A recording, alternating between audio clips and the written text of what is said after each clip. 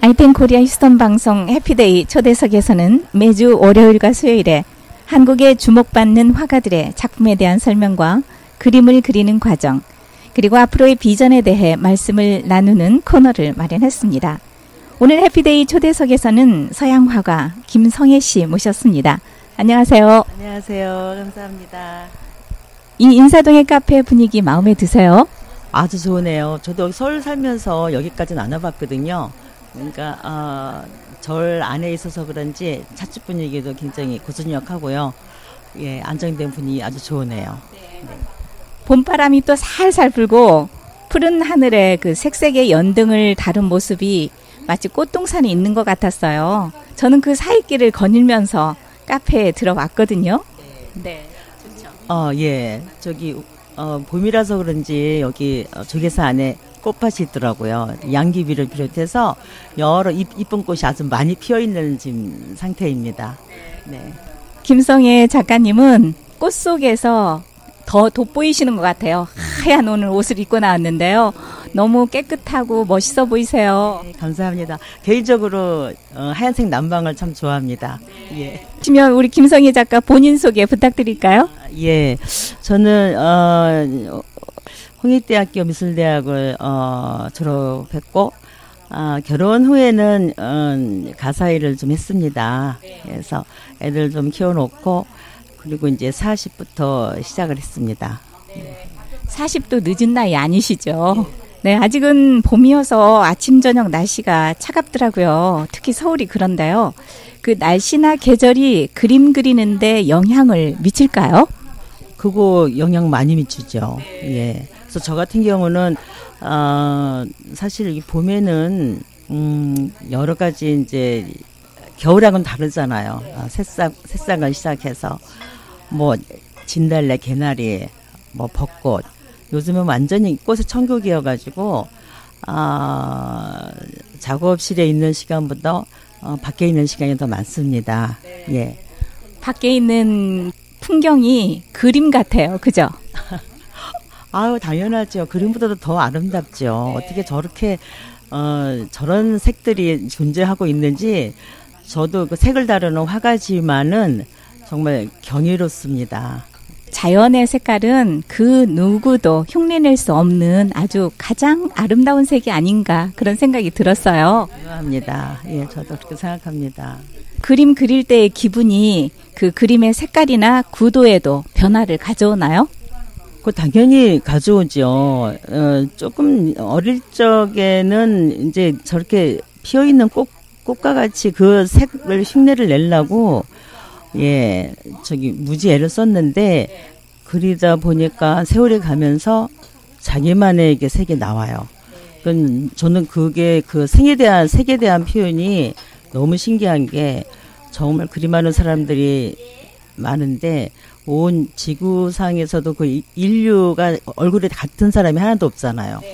이 색조차도 그 많은 화가들이 결코 같은 색을 쓰는 화가들이 없어요. 예, 그거는 정말 신기한 것 같습니다. 머릿속에는 자연을 보면서 이미 어떤 그림이 될지 이렇게 형상화돼 있을 것 같은데요. 큰 그림은 이미 그려져 있어도 그때 기분에 따라서 좀 달라지죠. 섬세하게 표현하는 것은요. 처음에 어쨌든 내가 그리던 그런 주제로 시작을 하죠. 예. 에스키스 해놓은 그런 그림이 캔버스에 그려지는데 그 작업하면서 이게 작업하면서 이제 어떤 기분이 느껴지냐면 이 손으로 그리고 눈으로 보는 게 안 그려져요. 나도 모르게 어떤 색이 나오고 어떤 형태가 나오고 꼭 저렇게 이쁜 양귀비꽃을 그려야지 하고 시작을 했는데 그게 양귀비로 안 될 수도 있어요. 그것이 새로 변할 수도 있고 다른 모습으로 나올 수가 있어요. 그래서 시작된 게 제가 봉황이었는데요. 제가 그 봉황새를 꼭 그려야 되겠다고 시작한 게 아니었어요. 이 봉황이 꽃과 같아서 그린 거예요. 제가 이 봉황새가 꽃으로 보이더라고요. 예. 봉황새가 꽃으로 보이는 그 차원은 어느 차원인지 무척 궁금한데요. 김성애 작가는 대개는 어떤 주제로 그림을 그리시는지요? 예. 좀 어릴 적에는 제가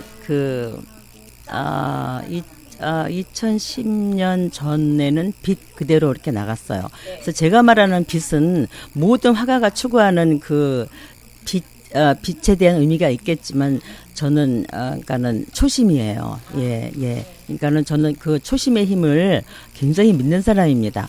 예, 그러니까 자기가 어머니 뱃속에서 타고난 그 심성, 아니 뱃속에 이전부터 타고난 그 심성이 전 있다고 생각을 해요. 그래서 정말 살면서 중요한 거는 죽을 때까지 자기 그 초심을 단단히 지키고 가는 예 그런 변치 않는 마음이요. 예. 화폭에 담은 빛 그대로가 빛이 초심이고 그대로가 잃지 말자라고 그렇게 말씀을 해주셨는데요. 초심을 잃지 말자라는 말이 있을 정도로 초심은 우리가 잃지 말아야 할 귀한 마음이지 않을까 싶어요. 맨 처음에 시작할 때는 그 각오나 결심이 대단하잖아요. 그래서 초심을 이어가는 것과 빛은 변하지 않는다는 말에 공감이 가요. 빛이 작품에는 어떤 이미지로 나타나요? 빛이 제 경우에는 아까도 말씀드렸듯이 그 빛이라는 거는 초심으로 풀고 있거든요. 그러니까 그림에 정직하게 그려야 된다고 저는 생각을 해요. 정직함이요. 그렇기 때문에 저는 그림하기 전에 그 새로운 캠퍼스를 굉장히 이렇게 신성시해요. 예. 그래서 결코 거기다가 캠퍼스에 쉽게 말해서 우습게 말해서 까불면 안 됩니다. 저는 그렇게 되면은 벌 받는다고 생각해요. 예. 모림지기 화가라면은 자기 그 정직한 그 내면 세계를 표현할 수 있어야 된다고 저는 생각합니다. 네. 그림에 대해서도 정직하게, 캔버스를 대할 때도 정직하게 대해야 된다. 이런 말씀을 해주셨는데요. 2009년까지는 빛 그대로를 주제로 그리셨는데요. 2010년부터는 주제가 바뀐 것 같아요. 계기가 있었나요? 있었죠. 살아보니까 조금 나이가 좀 어릴 적에는 욕심이 많았어요. 정말 모든 사람의 혼을 사로잡는 그런 그림을 그려야 된다는 그거에 스스로 제가 너무 힘들게 살았던 것 같아요. 그러니까 점점 살면서 이거 아니구나.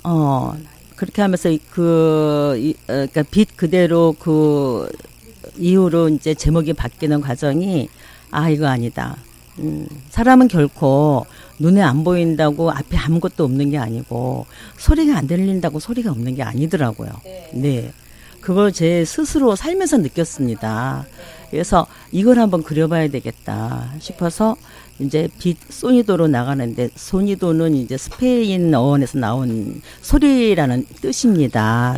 근데 이제 소리나 사운드 이런 거는 제목이 너무 많기 때문에 그리고 제가 이제 우리 한국 화가들이 국제적인 아트 페어를 많이 해요. 그래서 스페인 어원을 따서 빛 소니도로 이제 그림이 이제 바뀌기 시작을 했죠. 화가는 보이는 빛뿐 아니라 보이지 않는 빛도 캔버스에 담고 또 소리는 들리지 않는데 안 들리는 소리를 캔버스에 담고 그 이미지를 화폭에 담는 것도 힘든 작업인데 소리를 화폭에 담는다니까 너무너무 신선해요. 그 소니도를 주제로 하는 그 특별한 이유는 뭐예요? 꽃 한 송이가 피더라도 절대 혼자 피는 거 아니잖아요. 이거는 빛이 있어야 되고 물이 있어야 되고 또 공기도 있어야 되고 또 나비도 있어야 되고 벌도 있어야 되고 바람도 있어야 되고 사람도 마찬가지입니다. 결코 혼자서 이렇게 잘난 척하고 살면 안 됩니다. 예, 정말이요. 이거 사람은 정말 그런 자연의 힘이 없거나 아니면은 그렇죠. 엄마가 부모님이 안 계시면 자기가 태어날 수가 없는 거 아닙니까? 예. 그래서 그렇게 저는 그래요. 절대적으로 항상 사람들한테 무엇이든지 말하기 전에 행동하기 전에 한 3초나 3분은 참아야 된다. 예. 그러면은 뭔가가 자기를 좀 지켜주고 실수가 없을 것 같아요. 그거는 곧 눈에 안 보이는 무슨 그런 기류가 있으니까 예. 좀 그런 거에 대해서 좀 의지를 좀 해야 되는 거 아닌가? 예.